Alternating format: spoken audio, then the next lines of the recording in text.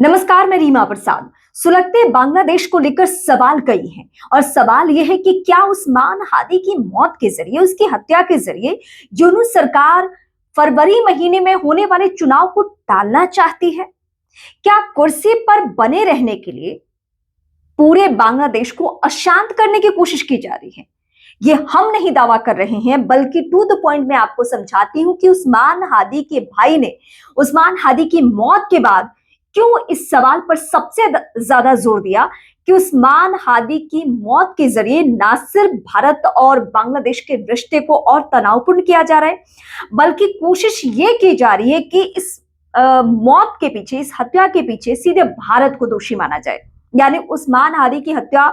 भारत ने की है, ऐसा यूनूस सरकार का प्लान है कि वो दोष भारत पर ही मढ़ा जाए और पूरा बांग्लादेश अशांत हो, ताकि कुर्सी के लिए, कुर्सी पर काबिज रहने के लिए और भी यूनूस सरकार को वक्त मिल जाए। ऐसा उस्मान हादी के समर्थक भी मान रहे हैं, ऐसा उस्मान हादी के भाई भी मान रहे हैं और जगह जगह घूम घूम कर वो इस तरीके से चुनाव प्रचार भी कर रहे हैं कि लोगों के जहन में, बांग्लादेश के लोगों के मन में ये बहुत गहरे तौर पर बैठ जाए कि आखिर उस्मान हादी की हत्या के पीछे कौन लोग हैं और किसकी योजना है, किसकी साजिश है। दावा यह किया जा रहा है कि जिस तरीके से उस्मान हादी जिन लोगों के करीब थे और जिन लोगों से उनका रिश्ता था, प्रगाढ़ रिश्ता था, वो सब भारत विरोधी गतिविधियों में शामिल रहे हैं और इसीलिए भारत पर दोष मढ़ना बहुत आसान होगा। और उस्मान हादी की मौत के बाद चुन चुनकर जो निशाना बनाया गया, उन अखबारों को जो भारत के फेवर में खबरें लिखते हैं, ऐसा वहां को लेकर दावा किया जा रहा है, उन चेहरों को जो भारत के पक्ष में बातें रखते हैं, या उन हिंदुओं को जहां पे बहुलता है, मतलब भारत में सबसे ज्यादा हिंदुओं की बहुलता है पूरी दुनिया की अगर बात करें तो उस लिहाज से, तो वहां पे हिंदुओं को प्रताड़ित करना मतलब हिंदुओं की हत्या करना या हिंदुओं को मॉब लिंचिंग का शिकार बनाना, ये सब कदम उठाने पे भारत बौखलाएगा, भारत को इससे ज्यादा परेशानी होगी और इसीलिए ऐसे कदम उठाए जा रहे हैं। ये परिस्थितियां देखकर आप समझ भी सकते हैं। तो मौजूदा माहौल में चौतरफा हमला यूनूस सरकार की तरफ हो रहा है, चाहे वो वहां की आवाम हो या उस्मान हादी के समर्थक हो या फिर भारत में बैठी बांग्लादेश की पूर्व प्रधानमंत्री शेख हसीना हो। शेख हसीना ने बीते दिन ये भी बयान दिया, ये बहुत बड़ा स्टेटमेंट है कि मैं बांग्लादेश किसी भी सूरत में नहीं लौटूंगी, अगर मैं बांग्लादेश लौटूंगी तो मेरी राजनीतिक हत्या कर दी जाएगी, मेरे खिलाफ कानूनी कार्रवाई जितनी भी की गई है वो सब राजनीति से प्रेरित है। ट्रिब्यूनल ने दरअसल उनको मौत की सजा सुनाती है और उसके बाद बांग्लादेश न जाने का प्लान बहुत पहले से शेख हसीना का है और इसी बात से भड़का हुआ है बांग्लादेश। बांग्लादेश को लग रहा है कि क्यों शरणार्थी बनाकर या क्यों भारत ने शेख हसीना को शरण दिए हुए हैं, प्रत्यर्पण की राहें आसान हो, इसको लेकर बहुत प्रेशर पॉलिटिक्स की गई, दोनों देशों के बीच में बातचीत करने की कोशिश की गई, लेकिन भारत सरकार का शेख हसीना को लेकर रुख स्पष्ट है कि जो कुछ हो जाए, जो परिस्थितियां बन जाए, लेकिन वो शेख हसीना को बांग्लादेश किसी भी सूरत में नहीं भेजेंगे। वो शेख हसीना जिनको लेकर फिलहाल बांग्लादेश में बहुत माहौल तनावपूर्ण है।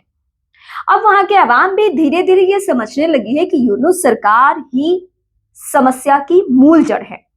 भारत और बांग्लादेश के रिश्ते में अगर तल्खियां बढ़ रही है गुजरते दिन के साथ, तो उसके पीछे कोई और नहीं बल्कि वहां की मौजूदा सरकार है। एक तस्वीर सोशल मीडिया पर दरअसल वायरल हुई, जब एक हिंदू युवक जो पुलिस कस्टडी में था, पुलिस की हिरासत में था, वहां से भीड़ उसको छीन कर ले जाती है और पुलिस मूक दर्शक बनी रहती है, पुलिस वहां सपोर्ट नहीं करती है और उसके बाद बकायदा उस हिंदू युवक की लिंचिंग की जाती है। वो तस्वीरें सोशल मीडिया के जरिए पूरी दुनिया में दिख रही हैं कि बांग्लादेश में हिंदू जो अल्पसंख्यक है उनके साथ क्या सुलूक हो रहा है,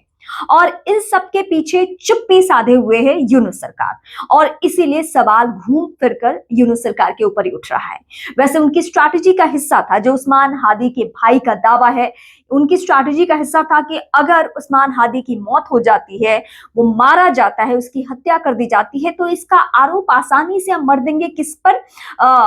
भारत पर, और उसके बाद बांग्लादेश की स्थिति बहुत तनावपूर्ण हो जानी है, वहां माहौल बहुत खराब हो जाना है, और उसके बाद बहुत आसान होगा कि हम कुर्सी पर कुछ और महीने काबिज रहें, फरवरी महीने में चुनाव ना हो, फरवरी महीने से चुनाव टल जाए। लेकिन अभी तक ऐसे कोई संकेत देखने को नहीं मिल रहे हैं जिससे ऐसा लगे कि फरवरी महीने में होने वाला चुनाव टल भी सकता है।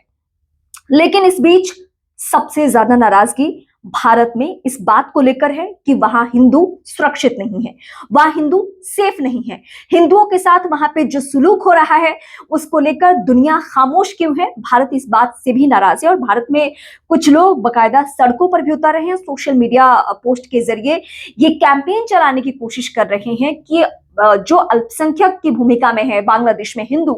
वो सुरक्षित रहे, उनके ऊपर यूनूस सरकार किसी भी तरीके का एक्शन न ले, और एक्शन तो दूर की बात, कम से कम उनके साथ कहीं बुरा सुलूक हो रहा है तो उनके बचाव में आए, ना कि पुलिस के जरिए या भीड़ के जरिए शह दे दे। पिछले दिनों बांग्लादेश की पूर्व प्रधानमंत्री शेख हसीना ने इस ओर भी इशारा किया था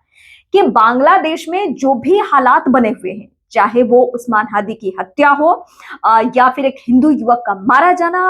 भीड़ के जरिए, या फिर अभी भी हिंदुओं को चुन चुनकर, जो अगर हाथ में अगर उन्होंने कलावा बांधा है या कोई भी हिंदू प्रतीक उनके चेहरे या उनके लिबास में दिख रहा है, तो उनको अगर टारगेट किया जा रहा है, तो इसके पीछे यूनूस सरकार है। ये शेख हसीना का दावा है। शेख हसीना ने इस बात पर बहुत जोर दिया कि मौजूदा सरकार की वजह से ही हिंदू बांग्लादेश में प्रताड़ित हो रहे हैं, और भारत सरकार की तरफ से अभी तक हालांकि कोई स्टेटमेंट क्लियरली नहीं जारी किया गया है, लेकिन भारत में इस बात को लेकर गुस्सा बहुत है कि ये सिलसिला कब थमेगा, यानी हिंदुओं की लिंचिंग कब बंद होगी बांग्लादेश में, वो बांग्लादेश जहां से हमारा प्रगाढ़ रिश्ता हुआ करता था शेख हसीना के वक्त में। लेकिन 2024 के बाद से जो धीरे धीरे रिश्तों में तल्खियां देखने को मिली है, उन तल्खियों का असर ये है कि अब माहौल बहुत ज्यादा खराब हो चुका है, और एक सुर में भारत के नागरिक और खासकर हिंदू ये मांग कर रहे हैं कि हिंदुओं की सुरक्षा को लेकर कदम उठाए जाए। यहां तक कि बंगाल में चुनाव है, तो बंगाल में फिलहाल शुभेंदु अधिकारी की तरफ से कहा गया कि जो हिंदू युवा मारा गया है उसके परिवार की जिम्मेदारी, उसके सारे खर्चे मैं उठाने की कोशिश करूंगा, और यहां तक कहा भी जा रहा है क्योंकि बंगाली लोगों की बहुलता वहां पे ज्यादा देखने को मिलती है बांग्लादेश में, उनका रोजगार, उनका कारोबार, और इन लोगों को अगर बंगाली हिंदुओं को टारगेट किया जा रहा है तो जाहिर सी बात है कि सरकार से हस्तक्षेप करने की सब मांग कर रहे हैं। अगर आपको भी लगता है कि क्या उस्मान हादी की मौत के जरिए बांग्लादेश को अशांत इसलिए किया गया कि फरवरी में होने वाला चुनाव टाल दिया जाए, तो आप मुझे कमेंट करके जरूर बताएं कि फिलहाल बांग्लादेश के इस हालात के लिए क्या वाकई उस्मान हादी की मौत के बाद पनपे अशांत माहौल के लिए सीधे सीधे यूनूस सरकार ही जिम्मेदार है या कोई और वजह है। शेख हसीना जो बार बार आरोप लगा रही हैं कि यूनूस सरकार ने ही यह अशांत माहौल किया है, वो जानबूझकर ऐसे लोगों को शह दे रहे हैं जो हिंदुओं को टारगेट कर रहे हैं। आपके जहन में जो भी हिंदुओं को लेकर सवाल है वो मुझे कमेंट करके जरूर बताएं, और मेरे चैनल यानी रीमा प्रसाद चैनल को जरूर सब्सक्राइब करें। इसके साथ ही आप मुझे फेसबुक, इंस्टा और ट्विटर पर भी फॉलो कर सकते हैं। लेटेस्ट अपडेट के लिए हम कोशिश करेंगे कि बांग्लादेश की खबरें हर दिन आप तक लेकर आए, ताकि बांग्लादेश में जो अशांत माहौल है या जो परिस्थितियां बनी हुई है बांग्लादेश में, जो हिंदुओं के साथ सुलूक हो रहा है, या जो वहां की रहने वाली आवाम है, जो बांग्लादेश के लोग हैं, चाहे वो मुस्लिम हो, हिंदू हो, सिख हो, किसी भी धर्म से उनका वास्ता हो, लेकिन अगर उनके साथ कुछ बुरा हो रहा है तो हम सब की जिम्मेदारी बनती है, भारत में बैठे हो या किसी और देश में बैठे हो, कि हम बांग्लादेश के अशांत माहौल के लिए आवाज उठाएं, ताकि जल्द से जल्द वहां माहौल शांत हो सके और फरवरी में ही चुनाव हो, ताकि वहां पे अस्थिर सरकार नहीं बल्कि एक स्थिर सरकार हो। तो आप मुझे कमेंट करके ताजा हालात के बारे में बता सकते हैं, और फिलहाल इस वीडियो को देखने के लिए बहुत शुक्रिया।